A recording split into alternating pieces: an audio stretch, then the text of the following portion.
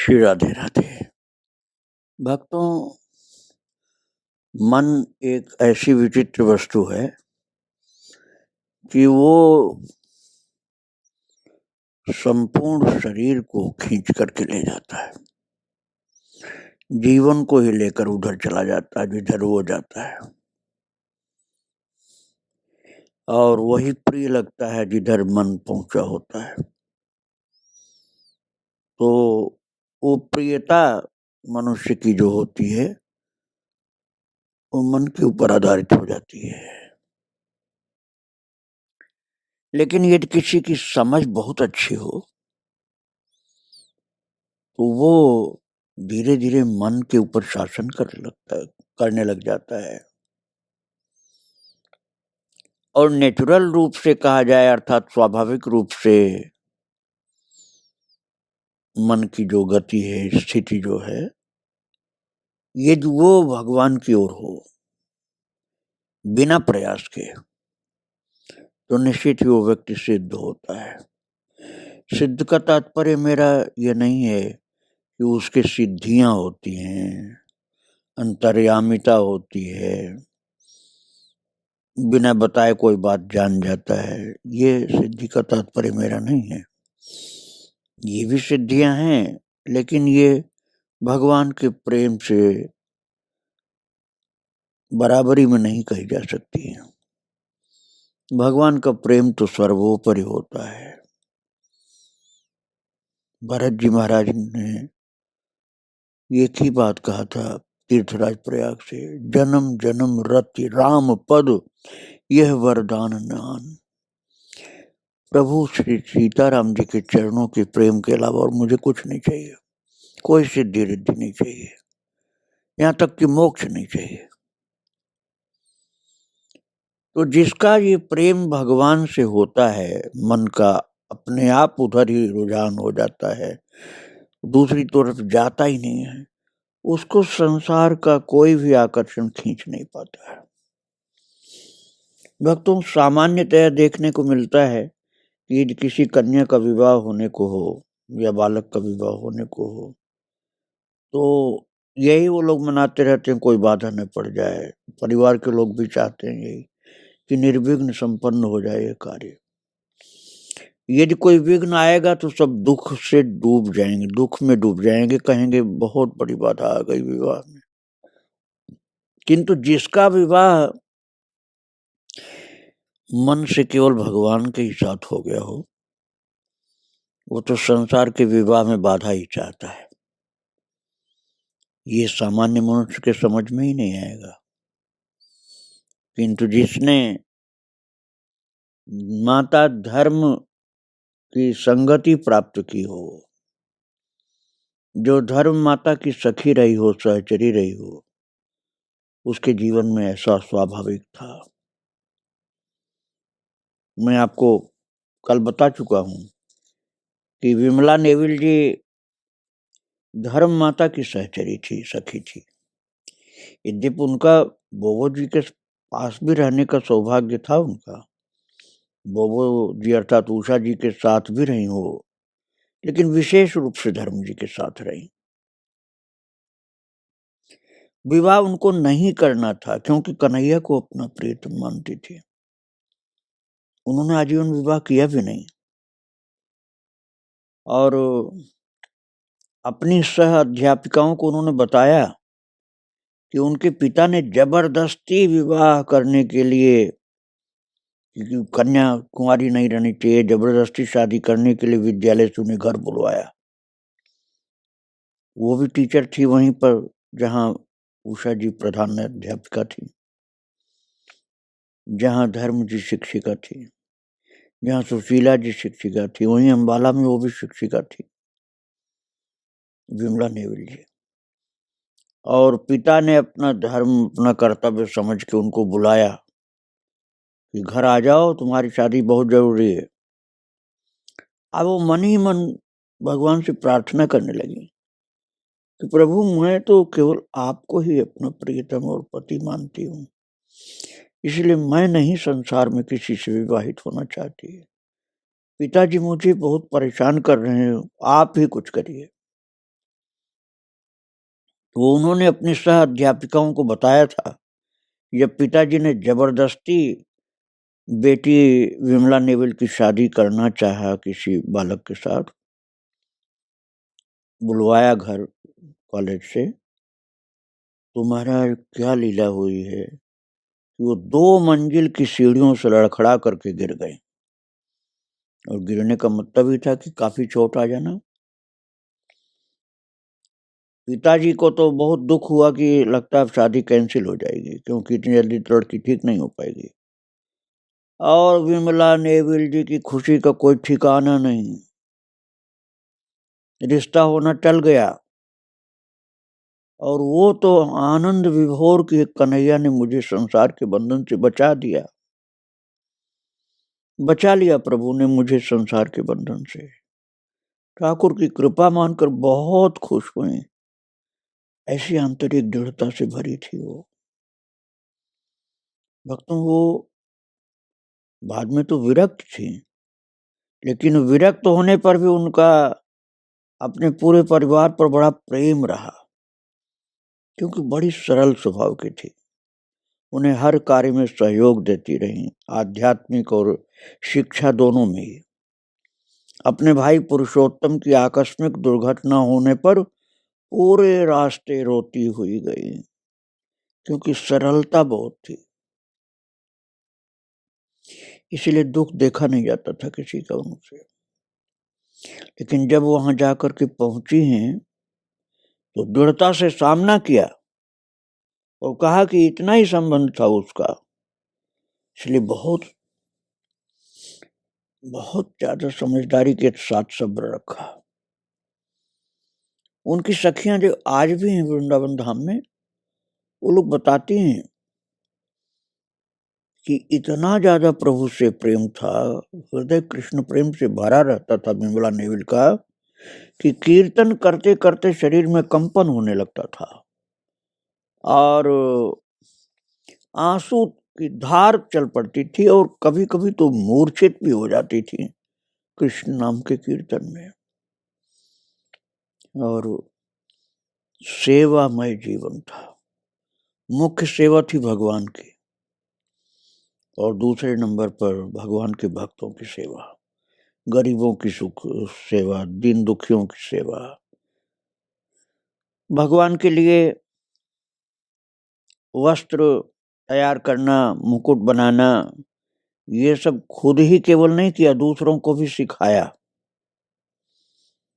और एक उनकी सखी बताती हैं, उनका नाम दर्शन, वो दर्शन बहन जी बताती थी कि उनके प्यार व दुलार के कारण पूज्या बोबो जी की विशेष कृपा उनके परिवार पर रही है, और उनके भतीजे राहुल पर पूज्या बोबो जी की विशेष कृपा थी, और उसी के चलते प्रारब्ध से मिले संकटों को पार करके वो सामान्य जीवन, वो भक्तिमय जीवन व्यतीत करने लगा। उनकी दूसरी पत्नी मधुलिका नेविल को ही विमला बहन जी के सेव्य बड़े ठाकुर जी, छोटे ठाकुर जी और शालिग्राम जी की सेवा मिल गई। उन जैसा भाव और स्वभाव रखने वाली मधुलिका नेविल के माध्यम से उनके सेव्य ठाकुर जी इतने समय के बाद पूज्या बोबो जी के परिकर से जुड़ गए। पूज्या दर्शन बहन जी ने राहुल की पत्नी मधुलिका नेविल, जो कि भक्ति भाव की प्रतिमूर्ति हैं, उनके श्री युगल से जुड़े सुंदर भावों को देखकर कहा कि विमला बहन जी ने अपने परिवार को कुछ तो अच्छा देकर जाना ही था। ऐसी होती थी संतों की कृपा। अर्थात संपूर्ण परिवार को कृष्ण भक्ति में लगा दिया था उन्होंने। और अपने विषय में भी दर्शन बहन जी बताती कि वो ईमानदार और सच्चे छात्रों की बहुत आत्मीयता से सहायता करती थी। उनकी एक बार परीक्षा में देरी से पहुंचने पर वो बताती हैं दर्शन बहन जी कि एक बार परीक्षा में देरी से पहुंचने पर उन्होंने घड़ी को कुछ मिनट रोक कर रखा ऐसा था उनका प्रेम अपने छात्र और छात्राओं के प्रति। जब वो पूज्य उषा बहन जी के सानिध्य में रही तो अपने श्री सेव्य गोपाल युगल की सेवा भी पूरे तन मन से करती थी। उन दिनों ज्यादा पंखा नहीं हुआ करता था भक्तों, एसी तो था ही नहीं, कहीं एसी शायद बनाया ही नहीं गया था, आविष्कार नहीं हुआ था। कूलर भी नहीं होते थे, कूलर तो बिल्कुल भी नहीं थे, पंखा भी कहीं कहीं ही मिलता था। हर किसी के घर में पंखा नहीं होता था। तो आंगन में रात को सोते सोते स्वप्न में आया कि ठाकुर जी अंदर पसीने पसीने हो रहे हैं। तभी उठ करके अंदर जाकर सो गई और अगले ही दिन श्री ठाकुर जी के लिए पहले पंखा लगवाया, अपने लिए बाद में लगवाया, पहले भगवान के लिए पंखा लगवाया। अब आप ये समझ लीजिए, भक्ति यदि है तो आपको यही करना होगा कि पहले भगवान के लिए, अपने घर में एसी लगाओगे तो पहले भगवान के मंदिर में एसी लगाओगे। अपने लिए कपड़ा लाओगे बढ़िया तो भगवान के लिए पहले बढ़िया कपड़ा लाओगे। अपने अच्छा खाना चाहते हैं तो भगवान को भी अच्छा खिलाएंगे पहले, नहीं तो फिर हम सेवक उनके कैसे होंगे। विमला बहन जी ने, विमला नेविल जी ने ये जीवन में प्रैक्टिकल सबको दिखाया, और केवल दिखाने के लिए नहीं था, उनका स्वाभाविक था स्वरूप ये। भगवान के लिए पंखा मंगाया था, अपने लिए तो बहुत बाद में मंगाया। संतों के प्रति भी वह अगाध श्रद्धा और प्रेम रखती थी। श्री वृंदावन धाम में एक समय अपनी माता जी के साथ रहते हुए उनके यहाँ महाराज श्री बाल कृष्णदास जी घर पधारे। भक्तों, जो भी संत का भक्त होगा, आप समझ लीजिए उसके अंदर भगवान की भक्ति जरूर होगी। अर्थात जो भगवान का भक्त होता है वही संतों का भक्त हो पाता है। और सीतापति सेवक सेवकाई, कामधेनु से सरिस भलाई। जो सीतापति का सेवक हो और दूसरा सीतापति के सेवक का जो सेवक हो, अर्थात भगवान के भक्तों का जो भक्त, उन दोनों में से दूसरे को, अर्थात जो प्रभु के भक्तों का भक्त, उसको भगवान ने बहुत बड़ा बताया है।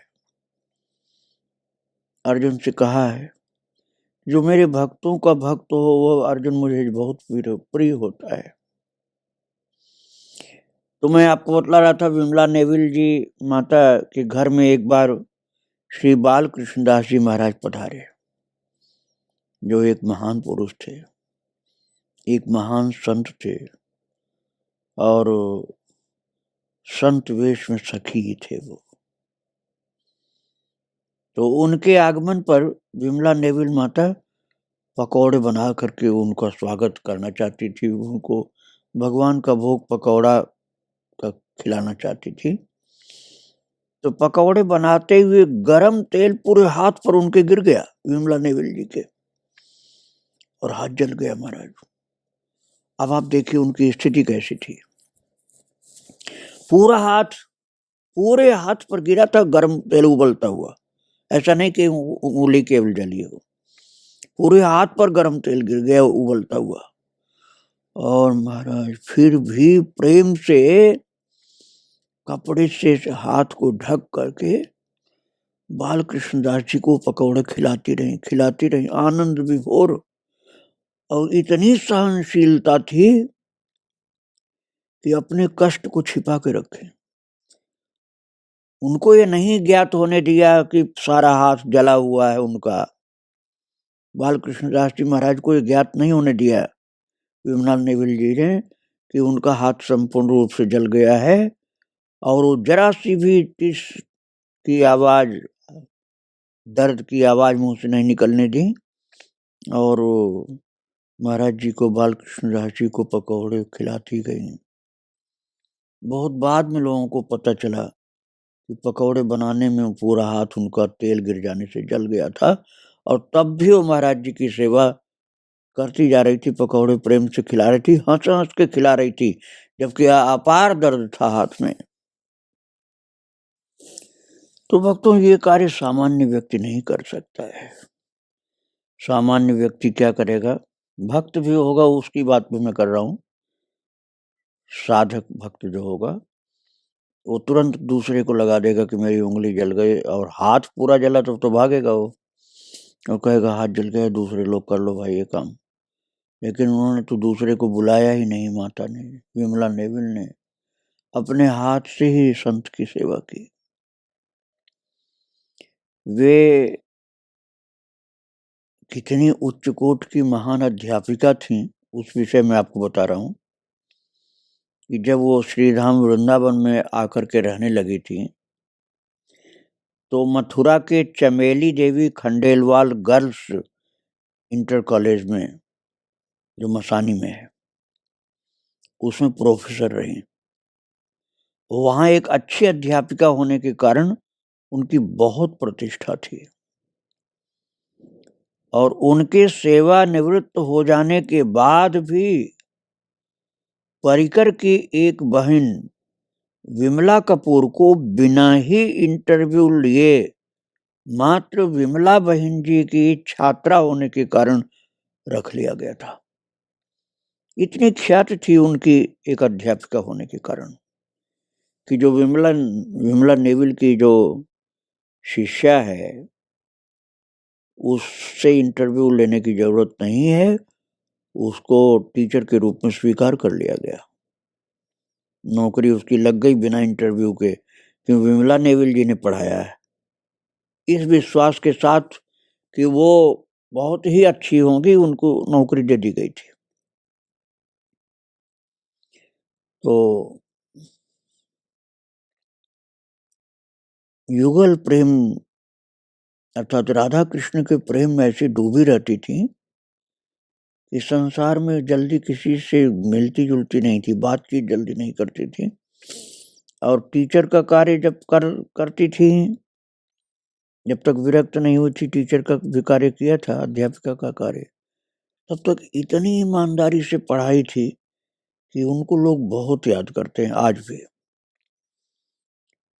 और युगल अर्थात राधा कृष्ण के प्रेम के कारण उन पर पूरा विश्वास रखती थी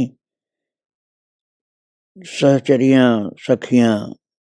एक बार मसानी मथुरा से आते हुए महाराज कितना विश्वास था भगवान राधा कृष्ण के ऊपर उनको, अभी ये मैं आपको बता रहा हूँ।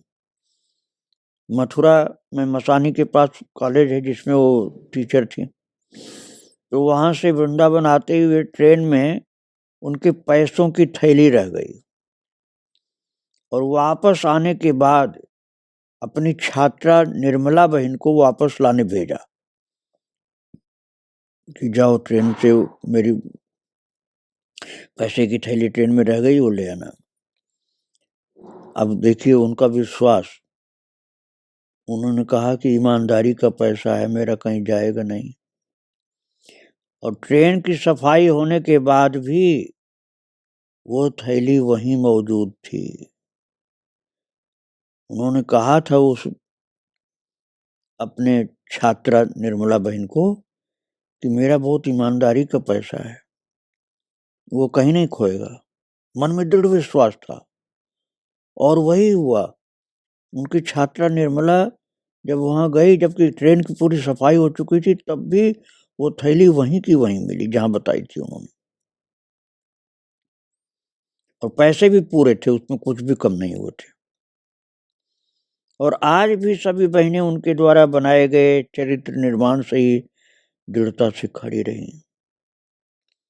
बहुत सी गृहस्थ बहनें भी हैं उनकी, और बहुत सी विरक्त भी हैं, अर्थात उनकी सखियां जो हैं विमला नेविल जी की, बहुत सी गृहस्थ भी हैं, बहुत सी विरक्त भी हैं। और ऐसे प्यार और दुलार, कृष्ण प्रेम और आत्मीयता से भरी थी विमला नेविल जी कि उनको देख करके लोग भक्ति में लग जाते थे। बड़ा विश्वास, बड़ी श्रद्धा उनके प्रति लोगों की थी।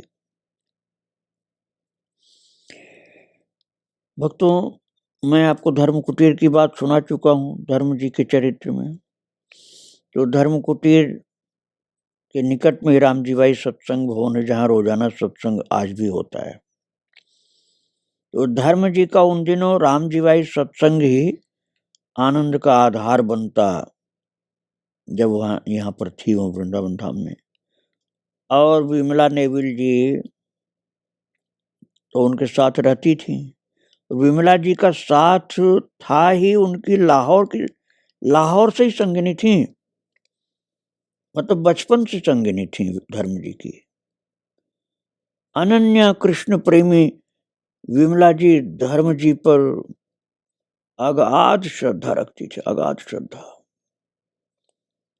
यमुना जी पर भी अगाध निष्ठा रखती थी।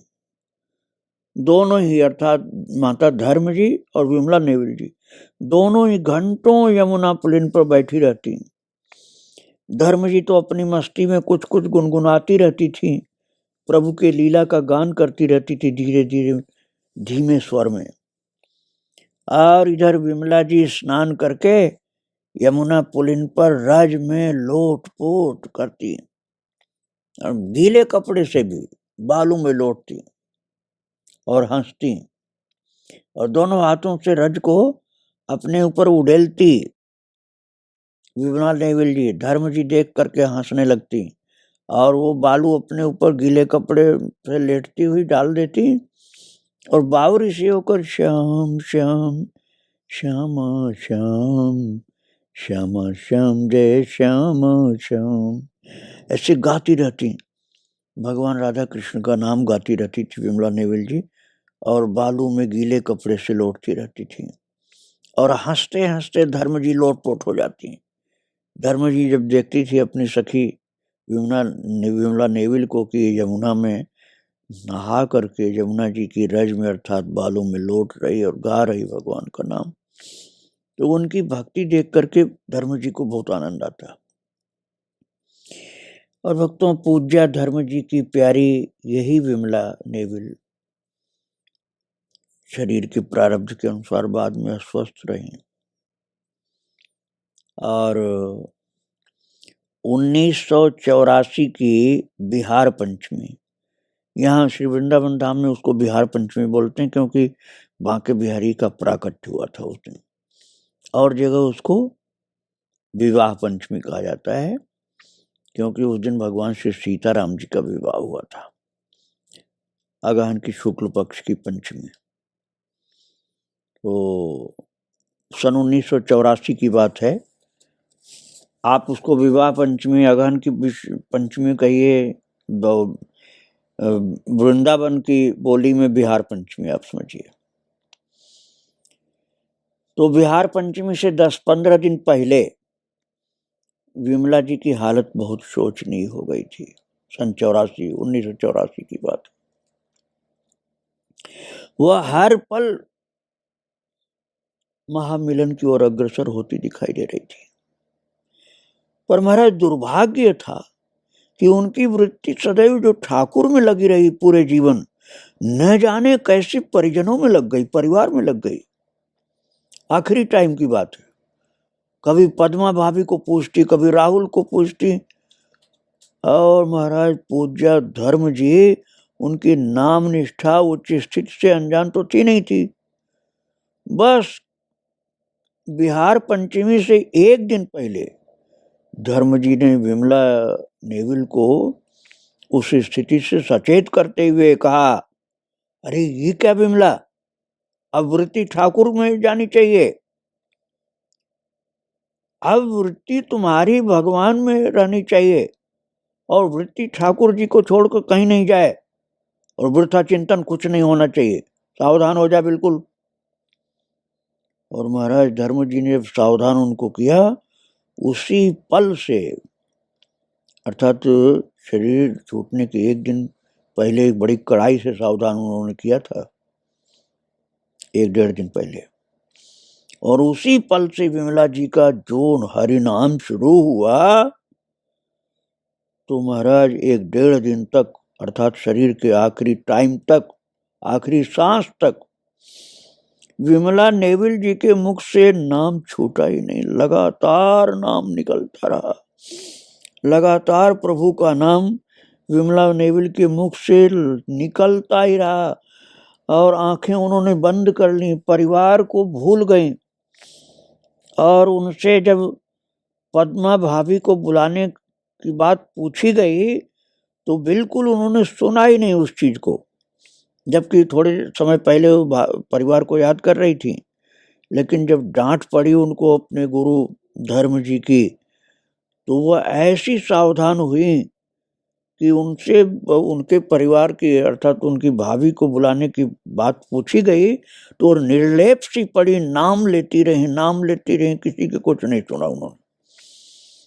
शायद वृत्ति ठाकुर जी से इस तरह जुड़ गई थी कि उन्हें बाहर के शब्द सुनाई ही नहीं दिए, या अब कोई आकांक्षा ही नहीं रह गई थी।